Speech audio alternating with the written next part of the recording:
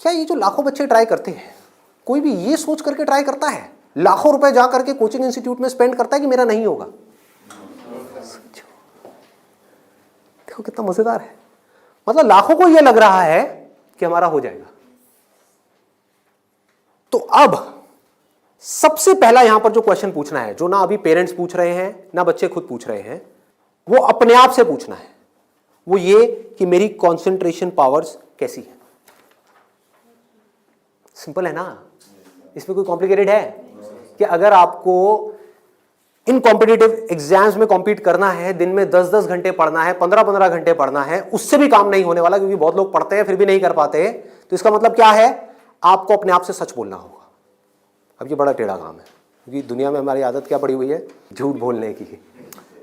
किसी से भी जाकर के पूछो, हाँ भाई तेरे में पोटेंशियल है, कर लेगा आईटी? हाँ मैं तो कर लूंगा, मैं तो कर लूंगा। फिर हुआ क्यों नहीं? हुआ क्यों नहीं? अरे वो लक साथ नहीं हो पाया, कोई वजह होगी, नहीं हो पाया। मतलब क्या था? डायरेक्शन ही गलत थी, स्टार्टिंग ही गलत हो गई। अब आप कैसे ये डिसाइड करोगे कि आपकी कंसंट्रेशन पावर स्ट्रांग है या नहीं है? माइंड की थोड़ा सा डेप्थ में जाते हैं। कैसे डिसाइड करोगे? जब भी आप किसी कॉम्पिटिटिव एग्जाम में कॉम्पीट कर रहे हो, तो आपको ये देखना होगा आपके कॉम्पिटिटर्स कौन है। फॉर एग्जाम्पल, आप एक रेस में भाग रहे हो, आपके साथ में कोई एथलीट है जिसने 10 साल प्रैक्टिस करी है रेस में भागने की, आप कभी नहीं भागे, धीरे धीरे जॉगिंग करी है, लेकिन रेस में कभी तेज नहीं भागे। जीत पाओगे उससे? करो हार्डवर्क।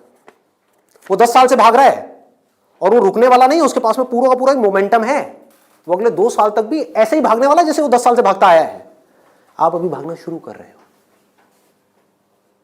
तो पहले अपनी कंसंट्रेशन पावर्स को कंपेयर करना है किसी और के साथ।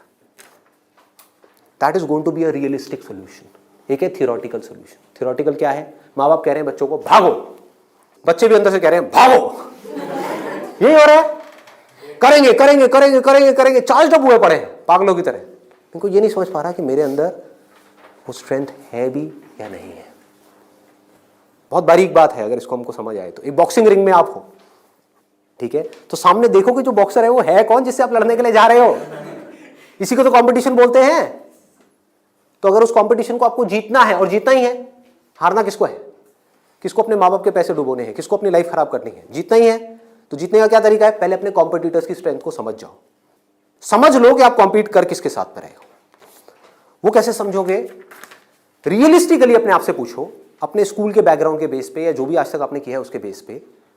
कुछ बच्चे होते हैं जिनको एक चैप्टर है, मान लो एक बुक में, उसको पूरा याद करने में या समझने में 1 घंटा लगता है। आपको कितनी देर लगती है? 5 घंटे, 6 घंटे, 10 घंटे या आधा घंटा? ये पूछो अपने आप से। Then you will be able to जज your strength in comparison to your competitors.